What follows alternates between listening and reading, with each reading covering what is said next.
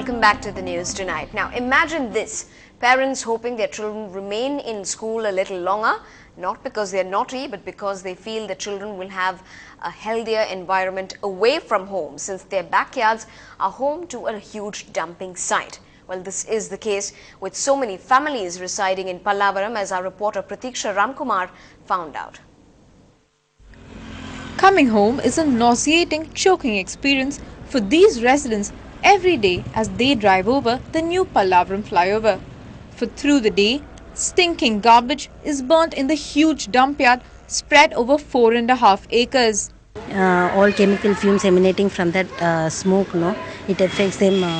It affects their health actually, and not able to breathe, not in coughing, sneezing, cold attacks, often cold attacks, everything. Many playpens in the area are empty in the evenings, and not because their children are couch potatoes. Children already summer vacation have started, so we are now forcing our children to be indoors. We are not allowing them to play down, and even within the home we are just locking the windows and we are locking the balconies, and we do not get any fresh air or some sort of this because of this issue. The Pallavaram municipality officials say they are taking nearly every step to tackle this menace. Not only have they earmarked an area in Vedamangalam where the waste will be moved in a year's time to a solid waste management project, but for now they are planning to fix in bore wells and jetting engines which will douse out the fire from the garbage dump yard. But all this is expected to take at least a year's time. But will the municipality speed up the work so they can breathe in a clean environment? This is what residents want to know. In Chennai, Pratiksha Ramkumar for NDTV Hindu. Now, staying on the health note, maybe it's time you think twice before you bite into that juicy burger or dig into that bag of chips. With obesity becoming India's fastest growing gastric concern, gastroenterologists say changing lifestyles and eating habits are a huge cause of concern in our nation. My colleague Pratiksha caught up with the president of the Indian Society of Gastroenterologists, Dr. Ashok Chako, and he has some tips that you'd probably find hard to digest if you are into binging. Well, we're just done with the Train the Trainers program organized by the World Society of Gastroenterologists, and this should tell you how serious gastroenterology problems are in India. And today we are joined by the president of the Indian Society of Gastroenterologists, Mr. Ashok Chako. Doctor, if there are some gastric problems that are so common right now in India, disorders, what would you name? One is GERD, that is gastroesophageal reflux disease. This is quite common now in our country. Because one reason is that we have more of obesity in our country now, unlike before. And also we have the metabolic disease, which produces more of reflux. And this is a problem that we see. The other problem that is common is the emergence of a disease called Crohn's disease. This disease was very rarely seen more than 10 years ago. But more recently we have an epidemic of this disease seen in our country. This again cannot be, the genetics cannot be the reason. It has to be the environment, maybe the lifestyles, including diet, environmental pollutions, etc. Are they very common eating disorders right now?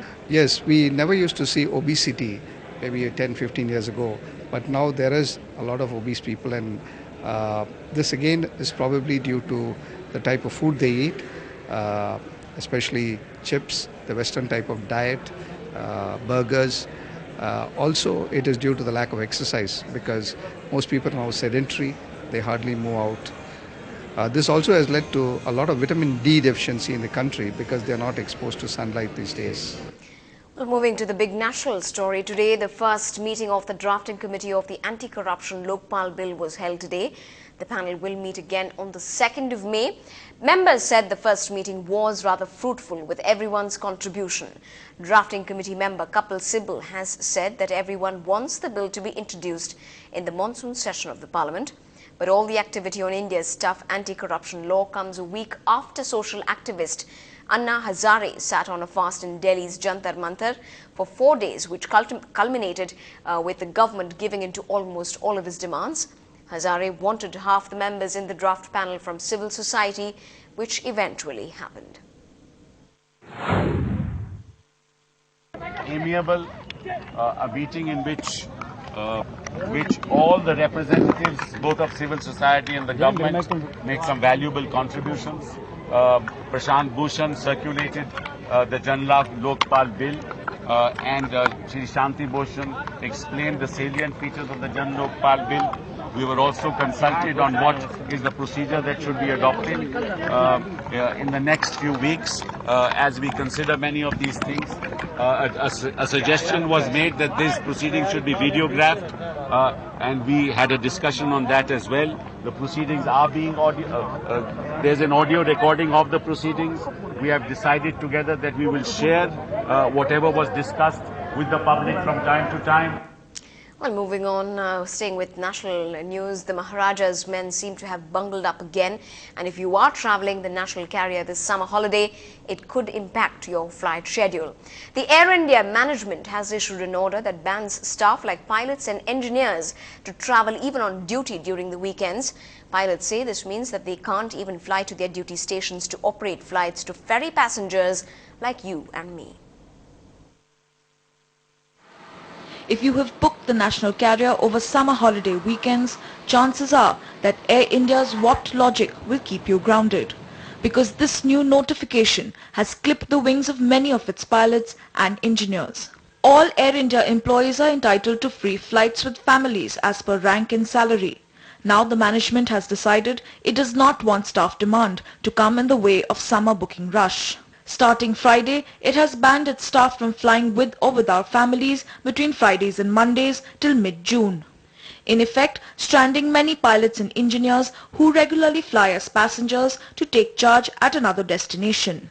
Air India's logic: there is a huge demand for travel on weekend flights, observed from data made available from other airlines. However, according to its own data, the airline is able to fill only 71% seats, even during peak traffic.